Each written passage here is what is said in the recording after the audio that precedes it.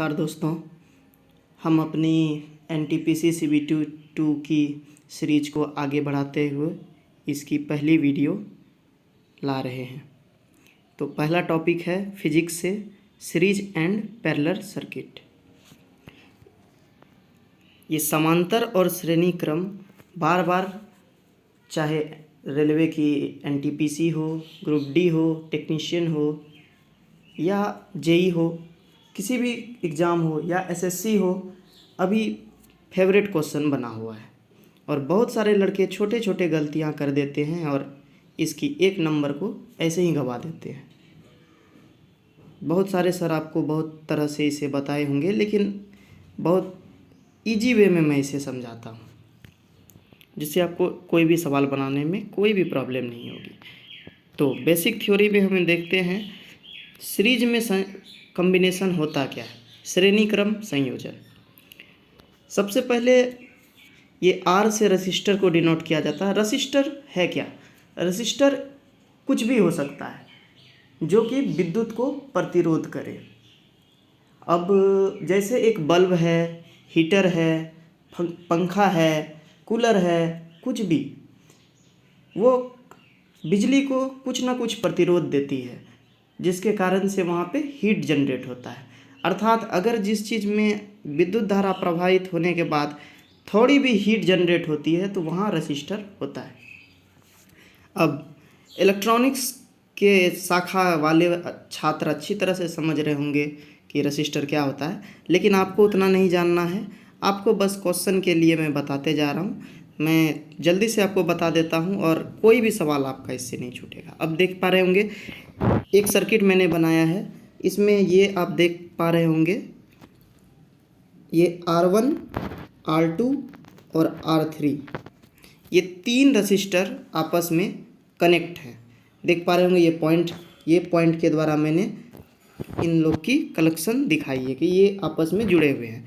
तो इस प्रकार के संयोजन, यानी ये अगर हम मान लें इसका हेड है और ये मान लें इसका टेल है, यानी ये सर है और ये पैर है। किसी भी सर्किट में एक रजिस्टर अगर इस तरह से हम बना लेते हैं तो इसमें एक पॉइंट को हम हेड मान लेते हैं, एक को टेल। अब देख पा रहे होंगे इसकी हेड इसकी टेल से जुड़ी हुई है। इस पॉइंट पे आप देख पा रहे होंगे इसकी टेल और इसकी हेड आपस में जुड़ी हुई है। इसकी हेड इसकी टेल आपस में जुड़ी हुई है। मतलब पिछला किनारा किसी रजिस्टर का अगले किनारा से जुड़ा हुआ है। तो इस प्रकार का संयोजन जो श्रेणी क्रम संयोजन में आता है। अब इस तरह के सर्किट से आपको क्या पूछ सकता है क्वेश्चन? तो बेसिक लेवल रेलवे हमेशा सवाल डालता है। तो बेसिक लेवल में बस इस तरह के कुछ सर्किट्स होते हैं।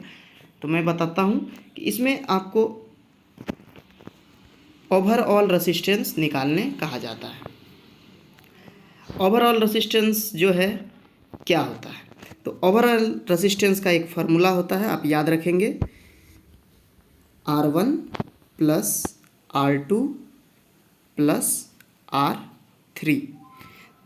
तो आप देख पा रहे होंगे ये फार्मूला है, आप इसे नोट कर लीजिए। R1 plus R2 plus R3, यहाँ पे ये जो कनेक्टेड रेजिस्टेंस है। अब ये R1 के जगह पे 5 ओम 4 ओम, चूँकि रेजिस्टेंस ओम में नापा जाता है। ओम एक पैमाना है जो कि रेजिस्टेंस को मेजर करने में यूज होता है। इसकी साइन कुछ ऐसी होती है, इसे हम ओम लिखते हैं, आप नोट कर ले।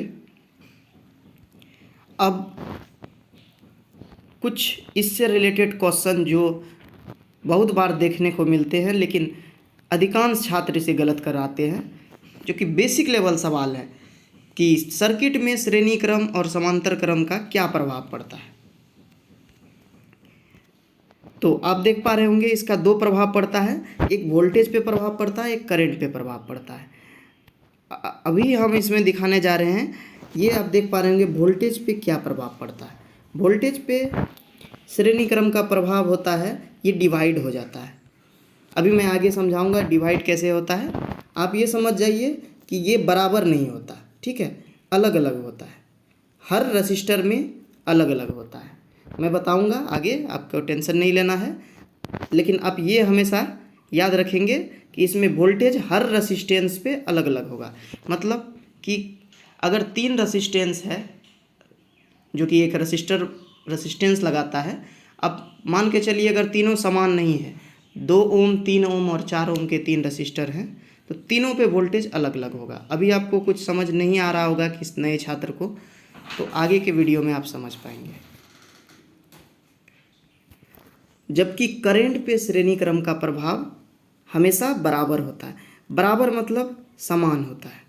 अभी मैं समझाता हूँ ये मैंने क्या बोला, अब आप अच्छी तरह से समझ पाएंगे। यहाँ देख पा रहे होंगे ये सीरीज सर्किट है। अभी इसमें मैं अगर मान लेता हूँ यहाँ पे एक बैटरी है जो कि 12 वोल्ट की एक बैटरी है, और ये रेसिस्टेंस मैं मान लेता हूँ 1, 2 और 3 है। ठीक है, तो यहाँ पे जो वोल्टेज होगा वो मानते हैं हम, अगर V1 है, ये V2 है और ये V3 है। मैंने वोल्टेज को डिनोट किया है। तो यहाँ पे क्या होगा, इस पे जो वोल्टेज होगा R1 पे, और इस पे जो R2 पे वोल्टेज होगा, और R3 पे जो वोल्टेज होगा, तो वो जो है V1 आप नोट कर लेंगे। V1 जो है V2 और V3 ये बराबर नहीं होगा, ये अलग अलग होंगे। जबकि आपको मैंने अभी बताया करंट के बारे में, तो करंट जो है अगर मान लेते हैं हम यहाँ से I करंट फॉलो हो रही है, मतलब इसमें बह रही है, कोई एक करंट है I है, 5 एम्पियर हो सकती है, 2 एम्पियर हो सकती है, जो भी हो। तो ये जो I करंट है ये हर रजिस्टर पे, इस पे भी I होगा, इस पे भी I होगा, इस पे भी I होगा। तो ये बेसिक नियम है, ये आप याद रखेंगे। ये इतनी हार्ड सवाल आपको नहीं पूछी जाएगी, बस ये दिमाग में रखना है, ये मैंने समझा दिया है। आप ये सिर्फ याद रखेंगे कि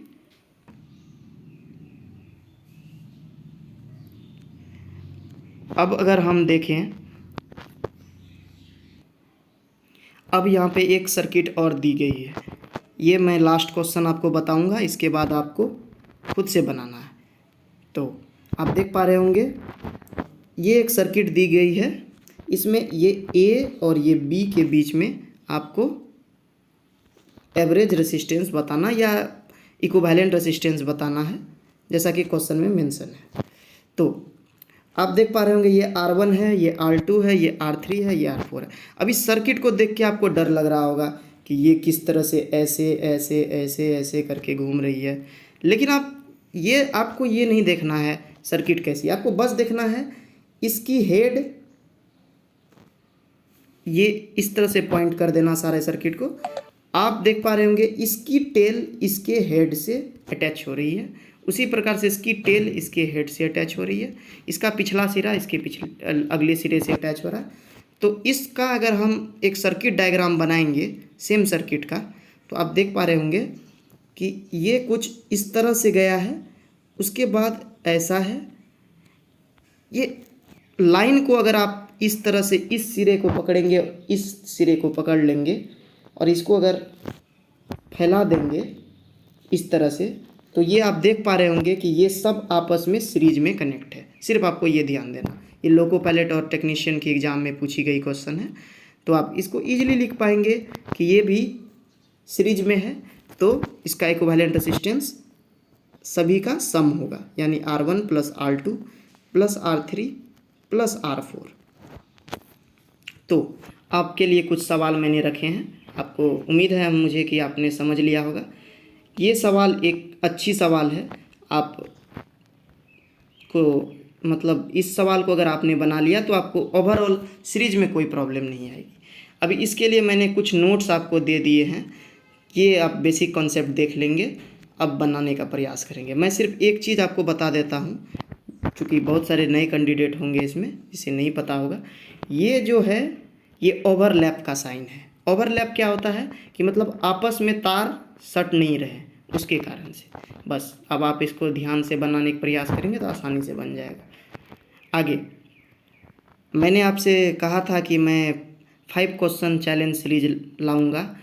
फ़िलहाल तो मेरे पास टाइम नहीं था, तो मैं कंप्यूटर पे से टाइप नहीं करा पाया, लेकिन आगे मैं टाइप करके क्वेश्चन डालने का प्रयास करूँगा, तो आप थोड़ा कष्ट कर लेंगे।